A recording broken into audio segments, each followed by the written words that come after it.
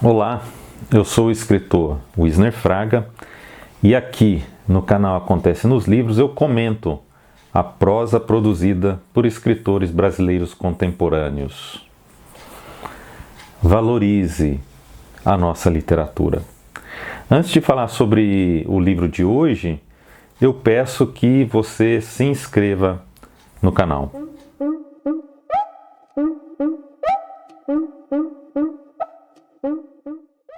Cada um a seu modo. Este é o título do livro de Marcelo F. Lotufo, lançado pela editora Jabuticaba em 2020. Marcelo F. Lotufo é um escritor brasileiro, também tradutor e editor. Publicou ensaios e contos em diferentes periódicos, como na revista Pessoa, Jornal Rascunho e Suplemento Pernambuco. Este é o livro de estreia de Marcelo. Cada um, a seu modo, é composto por 5 contos, cujo tema principal é o relacionamento. Relacionamento entre familiares, entre amigos, entre desconhecidos, entre teóricos, entre pessoas, mas também entre outros seres. O primeiro conto é uma bela surpresa. Intitulado O Tempo dos Beija-Flores, disseca, por meio de metáforas poderosas, a brevidade da vida. O narrador, em primeira pessoa, se recorda da perda do avô. Se lembra, principalmente, que não esteve presente quando o avô faleceu. Então, quando a avó adoece, ele promete a si mesmo que ficará por perto. O beija-flor, presente no conto inteiro, representa a beleza e a fragilidade da vida. Marcelo faz algo neste conto que eu curto bastante. Ele despreza aquelas normas de teorias literárias que delimitam, compartimentam a arte em diversos gêneros. Assim, o autor embaralha estes gêneros, questionando essas classificações. Usa artifícios do ensaio, da matéria jornalística e da própria ficção. O segundo conto, Nora Helmer, fala sobre o relacionamento de um casal que começa a desmoronar após o nascimento do filho.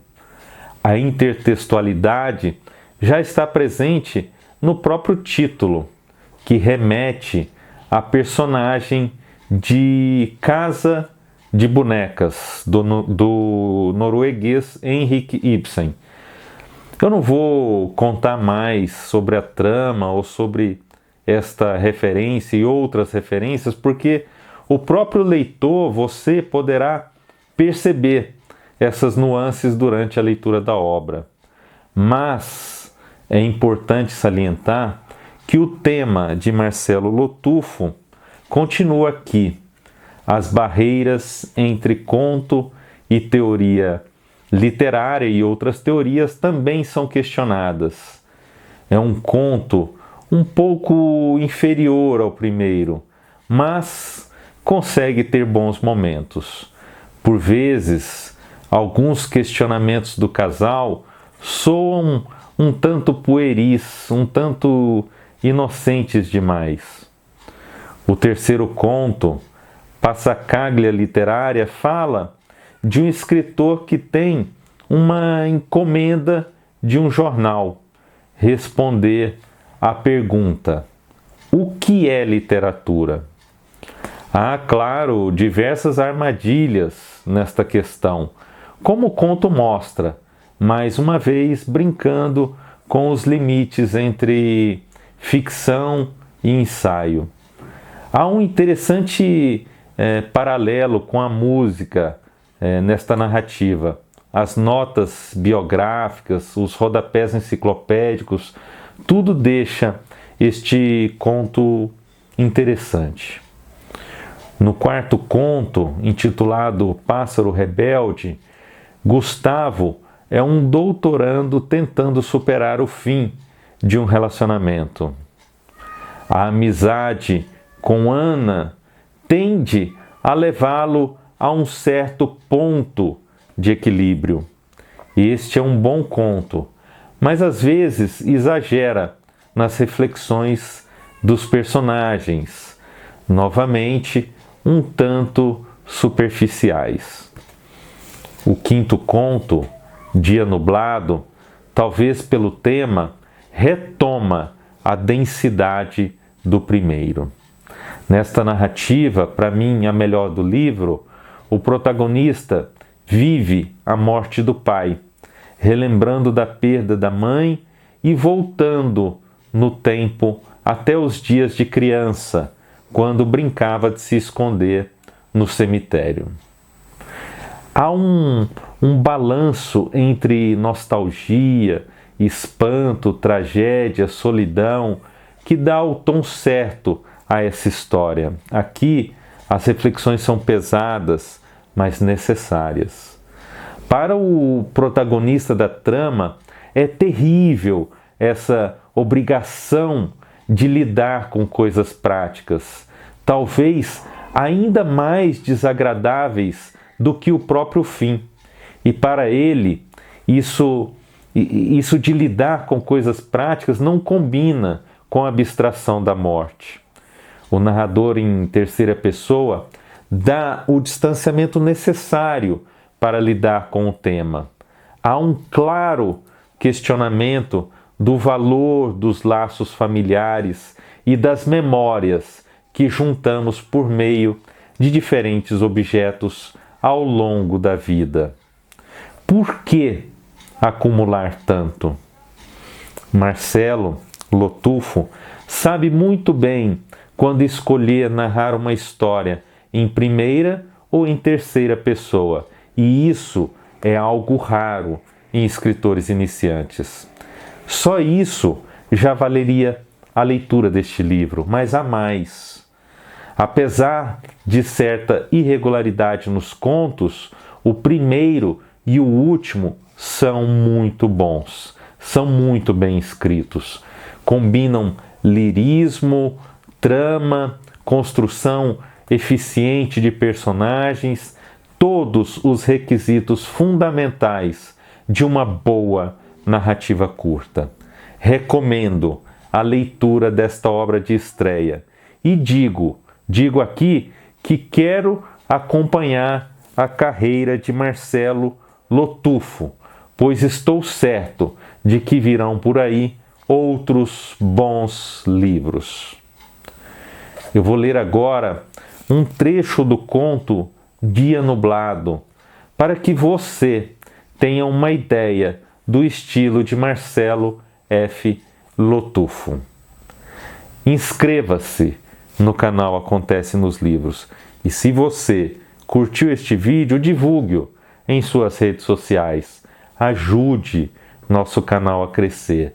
Valorize a literatura brasileira.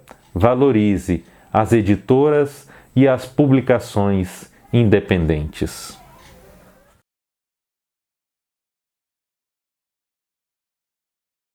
Dia nublado. Era um dia nublado com uma nuvem bastante espessa.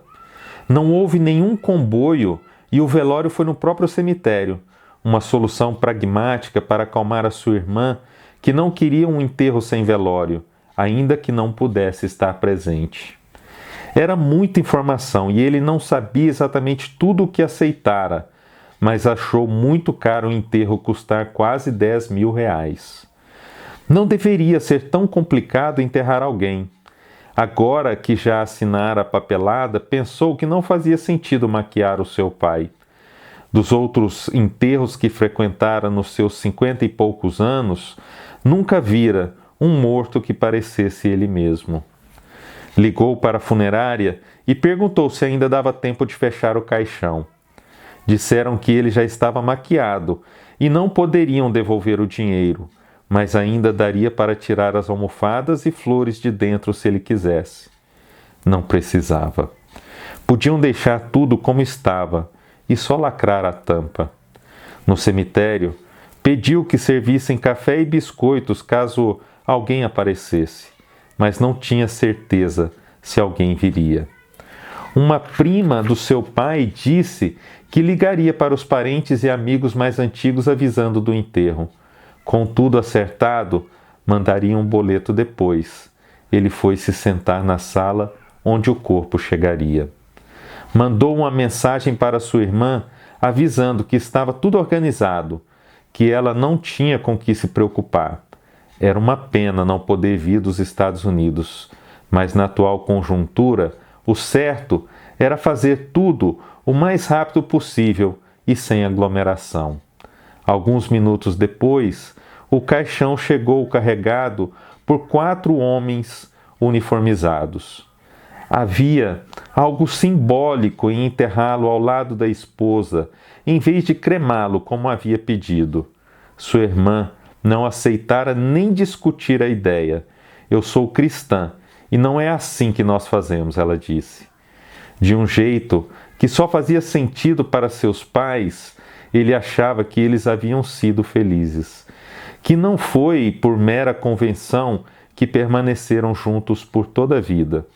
Nos últimos anos, quando conversava com o pai, sentia que ele não esperava mais nada do futuro, que se sentia contente com os seus 80 anos. Falava, entretanto, com saudades da sua parceira. Morta há quase uma década, ele pensava pouco na mãe. Naquele dia, tentou imaginar o que teria sobrado dela no jazigo da família depois de tanto tempo. Será que o broche, a única joia que ela possuíra em vida e com o qual o pai a enterrara, ainda estava no caixão ou alguém o havia pegado? Quanto valia um dente de ouro ou um pino de titânio como o que o seu pai colocara depois de quebrar a perna ao escorregar no banheiro há poucos meses? O Brasil era uma terra de desesperados, ele pensou. Lembrou ter lido no jornal sobre a prisão de um designer de interiores famoso que fora pego roubando 2 grandes vasos de um túmulo no cemitério. A crise também era existencial. Aos poucos, percebeu que algumas pessoas chegavam ao velório e que não estava mais sozinho. Sentiu um alívio. Talvez não fora perda de tempo organizar tudo. Um primo que ele não via há anos procurava por ele. Ele acenou e ele veio até onde estava sentado.